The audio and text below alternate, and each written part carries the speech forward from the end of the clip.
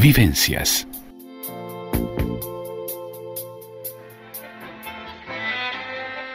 Ya estamos aquí con Nelson Guerra.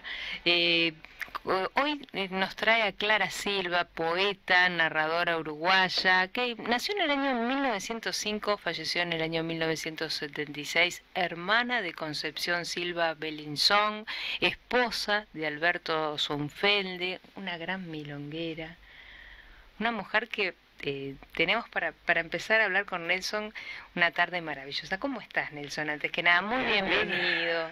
No disfrutando del clima, pero no, estoy bien. El clima no está, pero bueno, una tarde ideal para hablar de una poeta como esta. Yo creo que sí. Es una poeta muy sui generis, ¿no? Sí. Tiene una poesía especial. ¿Qué tiene de especial, Nelson? Y entre otras cosas, tenemos que es eminentemente una poeta mística. Ajá. Que por momentos, en otro orden de tema lírico, se comporta como si fuera atea o materialista, ¿verdad? Claro, especialmente cuando... Es importante el origen, que fue una mujer sumamente, venía de una familia muy católica, ¿no? Eso sí, tuvo una educación extremadamente severa en ese aspecto. Claro. Y cosa que aceptó, o sea, en ningún momento lo toma como algo que la haya detenido, demorado o frustrado de alguna manera. Y forma parte de una legión de poetas uruguayas que también tienen la misma característica, ¿no? Ese misticismo. Que ya lo veníamos a través de otras poetas que analizaste, ya veníamos rozando el tema del misticismo. Sí, permanentemente lo vamos a encontrar y siempre vamos a encontrar con la misma circunstancia. Esas escritoras se fueron criadas en un ambiente totalmente cristiano, católico concretamente, ¿no? Y la poesía mística en nuestro país es un género eminentemente femenino. Y eso se debe a esa dicotomía que hay entre la poesía, en la propia poesía mística, a nivel no solamente de nuestro país, sino a nivel mundial, donde hay dos paradigmas. Tenemos el paradigma femenino en Teresa de Jesús, como tenemos en lo masculino el paradigma de Francisco de Asís.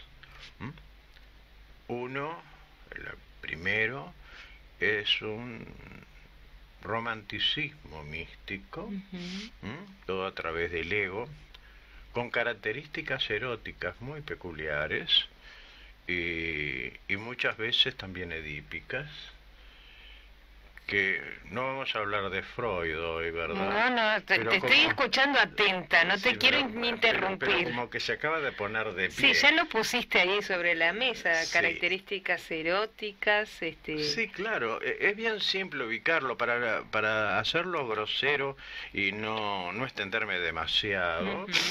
Las poetas nombran permanentemente, eróticamente, al Señor.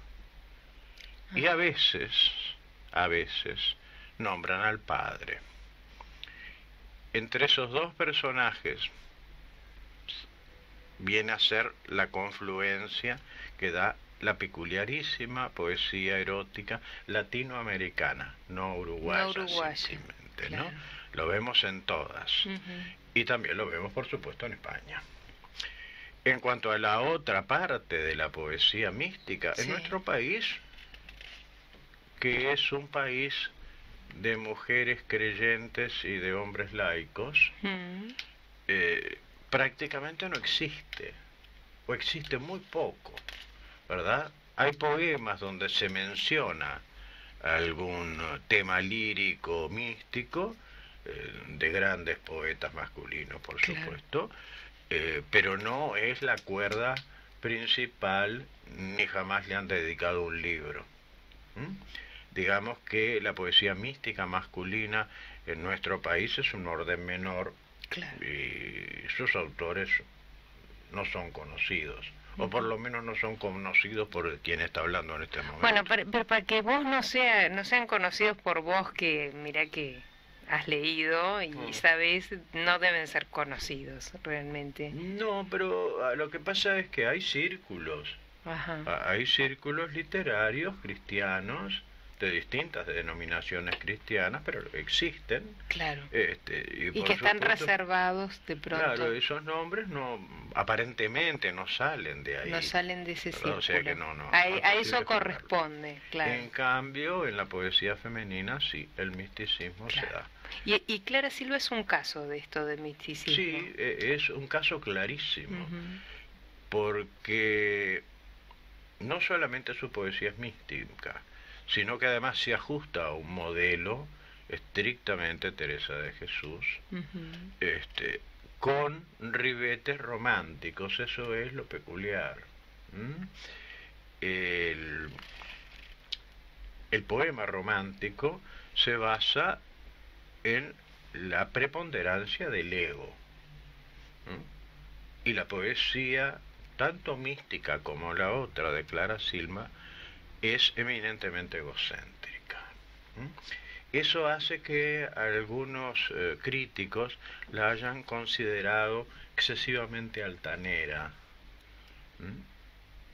Yo la conocí, hablé una sola vez con ella en su casa, y estaba Alberto Zunfelde, porque con Fernando Juanico habíamos publicado un libro a medias.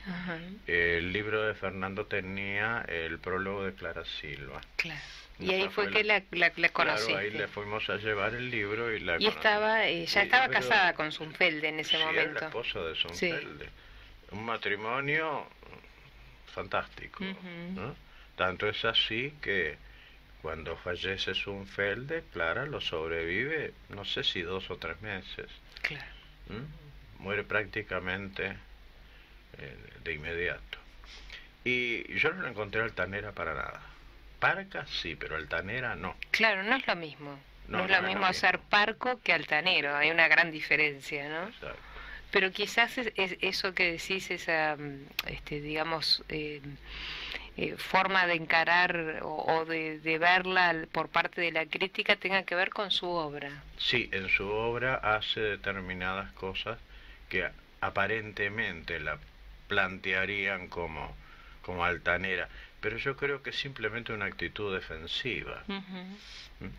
Y también está la búsqueda de fórmulas expresivas que a veces son excesivamente barrocas, y que eso sin duda ha molestado a algunos críticos, ¿verdad? Hace juegos de palabras que son exclusivamente para lectores. Por ejemplo, como, no recuerdo ahora exactamente el poema, ¿no?, pero juega con la paronimia de abrazar con Z y con S. Ah, mira. En un mismo verso. En un mismo verso. Eso solamente lo puede advertir un lector. Claro. Porque el que escucha el poema... Sí, suena igual. Le suena igual y le parece una redundancia. Claro. O una cosa que no está bien, ¿verdad? Sí. Bien, pero hay una búsqueda cuando encontramos... ¿Qué busca con esto? A ver, ¿qué es lo que busca? Es una búsqueda estética, es una búsqueda del lenguaje, una búsqueda estética del lenguaje especializado para poetizarlo. En realidad estamos hablando de un caso difícil de la poesía de nuestro país, porque Clara no es accesible siempre. En casi todos sus libros, en el mejor de sus libros, que el título es Guitarra, ay caramba, Guitarras en sombra. Para mí es el mejor de sus libros. Ahí sí, como que baja varias escaleras. Claro. Y ahí la vemos hablando del tango y del candombe y del cielito y del contrapunto, claro. De todo eso. Sí. Y utilizando palabras que no utiliza en el resto de su obra y que la vinculan realmente a un lenguaje típicamente uruguayo. Claro. A mí me gustaría empezar Bueno, para ¿con qué sacarnos vamos a un poco de empezar? encima el tema de lo místico. A ver, vamos a dar un ejemplo de Vamos la a ver un poesía poema mística. místico. Ahí está, muy bien. Y yo les pido que recuerden aquello que yo había dicho, ¿verdad? De por qué hay erotismo en esto, igual que en Teresa de Jesús, por qué hay edipismo en esto. Hay misticismo y edipismo. Las dos cosas. Erotismo también. Hay erotismo, sí, en la necesidad de tener al otro. Yo le ruego al Señor, pero quiero que el Señor esté en mí. Bueno, esto para el que Pero escribe, además de que el Señor esté en mí, quiero que sea mi Padre. para el que escribe poesía, puede ser algo disparador también, ¿no? Ajá. Si quiere buscar algo erótico, místico, acá hay un ejemplo muy claro. Vamos no sé a si va a ver, salir. Este poema, Veamos. que es un soneto, que se llama Visítame, Señor. Visítame, Señor. Esta es tu casa. Entra, ¿qué esperas? ¿De mi muerte el juicio? ¿Es oficio de amor o beneficio abrazarme a tu vida que me abraza? Deja de ser y humanamente pasa. Entra, vive y aprende el ejercicio de vivir del pecado a tu servicio, sierva de amor, tendida en tierra rasa. Me oirás, vendrás o morirás conmigo, sin subir a mis labios que te han hecho grito de vida que la muerte iguala. ¿Acaso sin saber esté contigo, si a tiempo de pasar el paso estrecho, el ala de tu pie en mí resbala? Yo creo que queda claro de qué estaba hablando cuando hablaba yo de erotismo y de edipismo.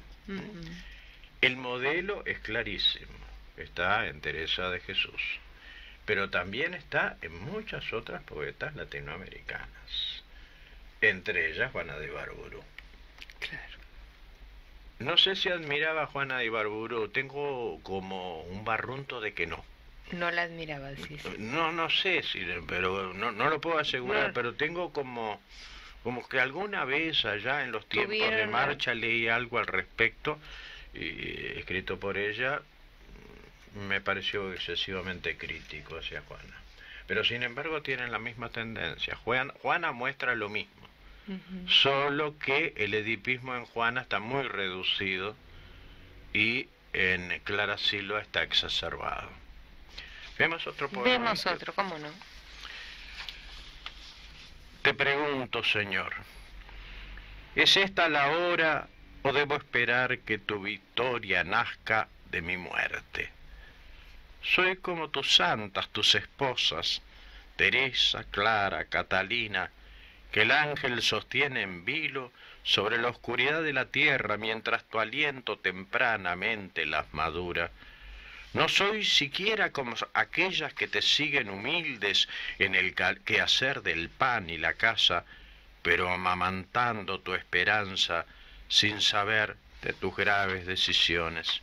Yo misma, la de siempre, con esta muerte diaria y la experiencia triste que guardo en los cajones como cartas, con mi pelo, mi lengua, mis raíces, y el escándalo que hago con tu nombre para oírme, y tu amor que revivo en mí cada mañana, masticando tu cuerpo como un perro su hueso, y nada me ha cambiado. Me derriba en el cuerpo de mi sombra cada acto de amor, cólera o llanto, espadas que me cruzan y te cruzan. De todo lo que fue, de lo que espero, el alma se me quema y no fulgura. Bien, los poemas que acabo de leer están redactados en forma de oración, pero también en forma epistolar. Tienen un destinatario y yo creo que a nadie se le oculta que estos son poemas de amor. Claro. Creo que queda clarísimo. Por lo tanto, espero haber demostrado por qué hablo de erotismo y de edipismo en la poesía de Clara Silva. Pero su libro, para mí, el más próximo, el más querible de todos, es Guitarra en Sombra, porque ahí se asoma a la puerta y empieza a hablar con la gente. Se muestra emparentada, ya no es lejana. Claro, ahí de la parte de esa crítica que se le hacía, es como que se borra, ¿no? De alguna manera. Se borra. Insisto, yo la vi, hablé con ella una sola vez y a mí no me pareció para nada lejana. No era afable, pero era absolutamente amable y tampoco era grandilocuente, hablaba muy poco. Claro. Ya son características. Fue la imagen que me dejó. Claro, pero el hecho de haberla conocido personalmente te da la posibilidad de hacer esta evaluación que estás haciendo, además de su obra, de haberla conocido, de haber charlado con ella, porque no es lo mismo cuando uno lee un autor que cuando lo conoce, ¿no? Sí. Creo que eso te da otro poder de Claro. Eso es otro punto ese que me anoto en la pared. ¿Te anotás? Sí, porque la vez pasada hablé de que me había cebado mate Amalia de la Vega. No, pero eso es una cosa fatal. Ahora tomé té y me lo sirvió Clara Silva. Conjunto con Zunfelde. Con Zunfelde. Te codías a lo grande. Sí, o sea, cada programa nos enteramos. Más atrevido no puedo haber sido. No, fatal. No, pero es una maravilla recorrer. Simplemente cuestión de haber estado en el tiempo y salir a caminar por la calle. En el lugar adecuado, diría, en el momento y lugar adecuado, Nelson. Sí, la gente de hoy sale a caminar por la calle y toca timbres que tiene que tocar, seguramente dentro de algunos años va a estar hablando como hablo yo. Claro. De gente que yo de repente ni sospecho que existan. Si te parece, vamos a hacer una breve pausa y luego de la pausa continuamos con Nelson Guerra aquí en Vivencias hablando de Clara Silva.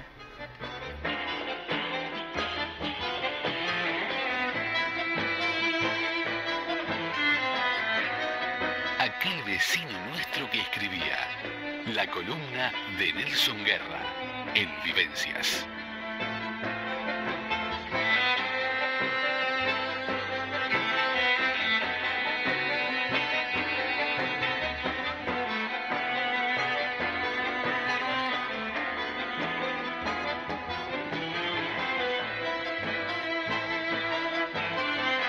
Continuamos junto a Nelson Guerra, en aquel vecino nuestro que escribía, hoy analizando a la poeta y escritora Clara Silva. Y nos fuimos a la pausa con una de sus poesías. Estamos en el libro hoy, ahora habías pasado a Guitarras en Sombra, no sé si vas a seguir con eso. Sí, voy a hablar de Guitarra en Sombra, pero justamente habíamos encontrado recién, yo daba un ejemplo de la forma en que jugaba con las palabras, y en el soneto Visítame Señor se encuentra precisamente ese juego de palabras, ¿verdad? El cuarto verso de la primera estrofa dice: abrazarme a tu vida que me abraza. Claro. O sea, hay un juego. Abrazarme está con Z, abraza está con S. Con S, claro. ¿Verdad? O sea, abrazar de quemar. Sí. ¿No? Es habitual en ella hacer este tipo de juegos, lo cual indica una influencia barroca muy importante también. Claro, de lo que también estuviste hablando, que era también lo que generaba de alguna manera esa influencia barroca, el rechazo de la crítica. Exacto. Por si alguien nos está retomando o recién nos escucha, para seguir un poquito el hilo de lo que estabas diciendo. Bueno, en Guitarra en Sombra nos encontramos con alguien que se vincula con total facilidad a lo popular, a lo tradicional, a lo estrictamente uruguayo. Y es así, por ejemplo, que escribe poemas como este triste número 1, que voy a leer a continuación, y que dice: cuando mirando a Dios entre cenizas, sin más allá, sin más acá, encerrada, cuando papeles grises, grises hombres, roen y ensucian el silencio, entonces si quisieras, si tuvieras entonces un despertar de campo, una aurora de cardos, lo más antiguo, nuevo, por la cuchilla donde el aire vuela a ras del rancho solitario, simple, de mugidos, ladridos y galopes, bajo un cielo desnudo, donde el ombú sostiene la intemperie, entonces, si quisieras, si supieras, curarte el mal de ojo de la estrella en el agua del pozo, donde tu sombra habita. Es un poema con un magnífico cierre. Está interpelando a alguien, o se está interpelando a sí misma. Eso es algo que tiene que decidir el lector. Volvemos a encontrarnos con el escritor que escribe para lectores. No escribe para edas o aedos, para que alguien recite. Escribe para ser leída, estrictamente. Por eso hace estos juegos de palabras que también se encuentran aquí, aunque no son tan evidentes como en el soneto anterior. El triste es una forma musical importante, netamente uruguaya o rioplatense también, que alcanza su máxima expresión en el Uruguay, o con músicos muy importantes de nuestra historia. El poema siguiente que tenemos acá también tiene la misma característica del triste. Y dice, se llama Atardeciendo. Si pudiera decirte, si pudiera en una vidalita largamente, donde mi voz nocturna de garganta volando se extendiera en un lamento por la tarde triste, si pudiera decirte, si pudiera en contrapunto azul de mate y cielo, tu ausencia de este amor, amor de ausencia, en el bordón de una guitarra oscura, si pudiera por siempre, si pudiera edificar la casa de barro y manzanilla, y en el nido de sombra, a donde el huevo de la muerte, amarte a cara limpia, verdadera, en una vidalita, triste como la tarde. Me encanta este poema. Sí, es precioso, porque vincula la tristeza con el atardecer. A veces es muy triste el atardecer. Y con la vidalita. Con la vidalita. Que de por sí es triste. Claro. ¿Verdad? Y aquí nos encontramos entonces con algo totalmente separado de lo anterior, desacralizado además, donde perfectamente se advierte la presencia de símbolos netamente uruguayos, el mate sin ir más lejos, o la manzanilla, que es tan abundante en nuestro país y tan envidiada en otra, porque en otros países quisieran tener la manzanilla, a tal punto que hubo un japonés que registró a su nombre el ADN de la manzanilla. Ah, mira. Sí, lo hizo, sí. Sí, acá cualquiera. Sí, cualquier cosa puede pasar. Claro, ¿no? claro. Son esas cosas que pasan lejos de acá. Que pasan lejos y que vos te enterás, además. Sí, yo me entero y me divierto mucho cuando me entero de eso. Bueno, pero también estos poemas que acabas de leer, de alguna manera se puede ver lo gris también, ¿no? La grisura de esa poesía. En torno también de la tristeza, la melancolía, el gris, lo lúgubre de alguna forma, ¿no? Sí. Estoy buscando entre mis papeles un poema que me llama mucho la atención. No. Espero poderlo encontrar, pero traje muchos papeles. Perfecto. Yo generalmente traigo poquitas. Lo buscas tranquilo. Mientras lo buscas, yo tengo acá de este que estás leyendo vos, de este libro. ¿Lo encontraste? Sí. Perfecto, si no tenía algo para compartir. Pero acá tenemos un poema que pertenece a Guitarra en Sombras. En el que habla de las llamadas. De las llamadas, mira. Y lo hace de una manera muy particular. A mí siempre me recuerda a la forma en que los uruguayos, los artistas, los pintores uruguayos, pintan al candombe. Es como si se hubieran puesto de acuerdo. A ver, ¿cómo es eso? Sí, son las mismas figuras, el mismo gesto, y muchas veces los mismos colores. Y cuando tú ves el candombe en vivo o por la televisión, ves que el candombe tiene mucho más colores de los que usan los pintores y de los que usa Clara Silva aquí en su poema, ¿no? Y a mí me gusta que una expresión popular supere a la expresión artística. Claro. Realmente me deja muy contento. Te emociona. Sí. Las llamadas. Ay, que vienen las llamadas oscuras de corazones. Calienta negro la lonja, atiza el aire caliente de braseros como bocas, de hechizos que van subiendo en redobles de tambores, tan tan sobre el parche loco, tan tan por la esquina viene, de infierno sambo, caderas de terror y exaltación, tan tan se despierta el barrio de azufres, líquidos sueños.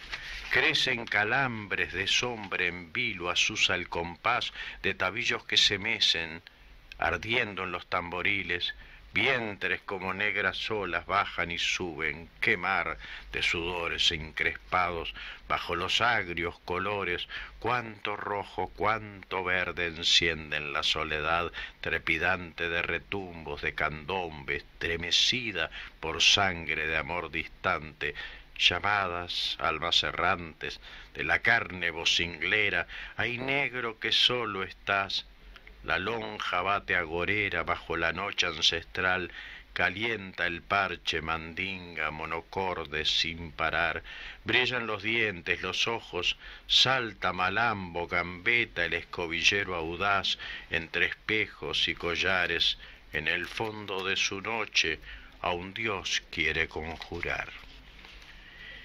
Como se ve, esto tiene un ritmo muy especial, totalmente distinto al ritmo que muestran los otros poemas. O sea, trata de ajustarse a un ritmo y de lograr, gracias a algunas onomatopeyas y otros recursos sonoros, como por ejemplo el verso oxítono, quiero decir la rima aguda, ¿verdad? Sí. Que no es para nada frecuente en su poesía, con lo cual estoy totalmente de acuerdo. Porque creo que el verso oxítono, o sea, el verso de rima aguda, es ideal para la canción y no para la poesía, porque el verso en lengua castellana es grave. Claro, eso lo recalca siempre. Sí, sí, hay que tenerlo muy en cuenta, porque si no se cae en la rima fácil. Claro, la de todo, como decís vos, la de todos los patitos se cae. Todos los patitos, exactamente. ¿Viste cómo aprendo? Hay ¿no? muchos poetas, todos los patitos en este país. Sí. Yo me queda. Cuando hacen canciones son fantásticos. También cuando hacen todos los canciones son patitos. muy buenos. Ah, sí. Claro, porque de por sí ya con el verso oxítono se logra una cadencia especialísima que traducida a la lectura o del poema, en realidad suena de forma machacona, muchas veces opresiva, ¿verdad? Claro. Bien, acá Clara Silva se permite el verso oxítono, y eso es un gran mérito. Claro, y se despega un poco con lo que venía siendo el libro en sí, este libro de Guitarras en Sombra, está despegado con los otros. Se despega porque se ajusta el tono y el ritmo y la sonoridad de su poema, lo ajusta al tema lírico que elige. Y eso también es un gran acierto. Sí. Y igual me parece que ajusta, pero igual siguen esa tendencia, porque aún preciosas como son las llamadas, se apunta esa melancolía, ese corazón triste, ¿no? Sí. Que hay detrás de los que bailan. Es que la poesía de Clara Silva es una poesía angustiada. Corresponde a su época, a la influencia enorme que tuvieron sobre la generación del 45, de la cual fue integrante, por supuesto, Clara, el tema de la ¿cómo puedo decir?, de la invasión de filosofías, especialmente francesas y alemanas, ¿no? El paradigma es el existencialismo, según Sartre, ¿no? El existencialismo materialista, que es profundamente amargado, profundamente depresivo más que amargado. Y eso se refleja mucho en la poesía, no solo de Clara, sino en muchos de los otros poetas de esa autores época. de esa época. Quizás la única excepción sea Benedetti. Bueno, muy bien, vamos a hacer la última pausa, Nelson, y continuamos luego de la pausa aquí en Vivencias con aquel vecino nuestro que escribía, analizando a la poeta Clara Silva.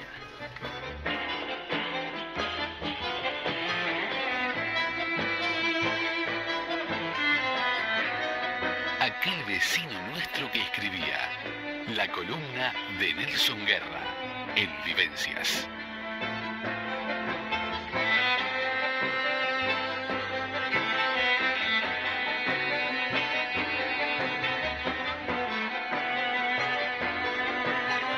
Estamos en los últimos minutos, pero tenemos unos minutitos más para seguir aquí en Vivencias en aquel vecino nuestro que escribía con Nelson Guerra, hoy analizando a Clara Silva, esta poeta y narradora uruguaya. Sí, yo voy a aprovechar estos minutos finales para leer un poema más o menos largo, Bueno, que pertenece a uno de sus primeros libros, La cabellera oscura. Sí, sin duda ella era morocha. Y además era muy bonita de joven, ¿eh? Ah, bueno. Y a veces cuesta perdonarle eso a las mujeres altaneras. Y eso también explica muchas cosas de la crítica que recibió en su momento Clara Silva. Yo digo la verdad, yo hubiera sido muchísimo más gentil. No hubiera sido tan severo como inclusive fueron de severo algunos o algunas que se nombraban como sus amigas íntimas. Pero sin embargo le daban con... Cuando había que darle, le daban con un hacha. Le daban un palo, sí. Bueno, te escuchamos, Nelson, porque no... Esto se llama Tú que volviste de la muerte. Y lo que quiero es simplemente leerlo. No lo quiero explicar. Perfecto. Porque es importante ver cómo este poema es capaz de tomar ecos distintos según quien lo lee o quien lo oiga. Bueno, entonces lo dejamos a libre interpretación de la audiencia. Tú que volviste de la muerte. Tú que fuiste elegido para entrar en la muerte, trágico, desposado, que en el alba de un lecho sin esposa arrancaron, ¿qué retornar fue el tuyo? Con los ojos vendados te bajaron y ascendiste entre los muertos. Tu cuerpo se extendía a larga mesa de fúnebres festines en la voracidad de oscuras bocas, y muchedumbres mudas de cenizas acechaban la forma de tus manos para cubrirla con tu seda. Tu carne liberada sin memoria y sometida al polvo se entregaba. Las amarras del llanto que aún se retenían en la tierra se hacían cada vez más finas y ligeras. ¿De qué aflicción volviste cuando una voz traspasando la piedra te llamó por tu nombre ya borrado? Entre la dulce luz de los olivos apareciste, de un lívido color de madrugada tus mejillas. Violentamente tu olor se abrió como un abanico de miserias, un temblor se exhalaba en un sahumerio azul de podredumbre. Hacia la sombra huía el pueblo de las larvas, sorprendido, y mariposas ciegas, nacidas en el nido de tu barba, quebradas por el aire se morían. La antigua sed del hombre se tendía a tu salobre río de silencio, subiendo del imperio de cal de los sepulcros. Lázaro, ¿dónde estabas? En un prado de flores incoloras, en el que las jaurías del deseo pastaban como angélicos rebaños, y los días con sus noches eran, ay, siempre iguales, sin sonido. Un vértigo de luz te roía los párpados abiertos, o en un vacío de sombras, rastreando ya el caracol del tacto, palpabas con espanto la cabeza delirante del miedo. Tal vez ni beatitud, ni afán, ni llanto, quieto bajo una lluvia sin rumores, verías crecer entre tus ruinas tallos de amargas plantas. O nada más que un muerto entre los muertos estabas, prófugo de la muerte y de la vida, Temerosos espacios se tendían para que tú pasaras. El filo de tus labios quemando de secretos andabas por las calles, vestido de tu olvido y tu silencio. La gente te miraban como a un gran malhechor o como a un gran desdichado. Solo, en la amistad de aquel que comprendía te apoyabas, y en seráficas cenas, centrado entre los tuyos, tú callabas. Hermosísimo. ¿Cómo se interpreta No, el silencio del que vuelve de la muerte, no? Es un poema que daría para analizarlo Para la una hora entera. conferenciada. Sí. No en vano, creo que es el único poema que le elogió a Clara Silva Jorge Luis Borges. Ah, sí. Ah. Es hermosísimo, pero creo que si empezaras a hacer un análisis profundo literario te llevaría... Y tiene pasajes estremecedores, Es ¿verdad? conmovedor. De todo lo que leíste, realmente Sí, sin duda lo dejé para el final, porque para mí es un poema muy importante, es un poema antológico, es muy profundo y te deja pensando, Claro. ¿verdad? El que vuelve de los muertos conoce los secretos, por lo tanto se calla. Y eso es terrible. Que el que sepa, el que llega a conocer los secretos se calla. Y que sea una conducta tan literaria esa, ¿no? Tan frecuente en la literatura universal. Y en fin, creo que estamos en la hora. Estamos en la hora de cierre. Y pero... yo tengo que agradecer que me haya dado el tiempo para leer este poema, Sí. porque en realidad era el poema que quería leer. Eras el que más ansiabas, es como los niños con la pelota, ¿no? Exacto. Querías jugar este partido con este poema, pero es un poema de cierre realmente para seguir este fin de semana, para que sigan leyendo a Clara Silva, esta Exacto, magnífica, para descubrirla o redescubrirla.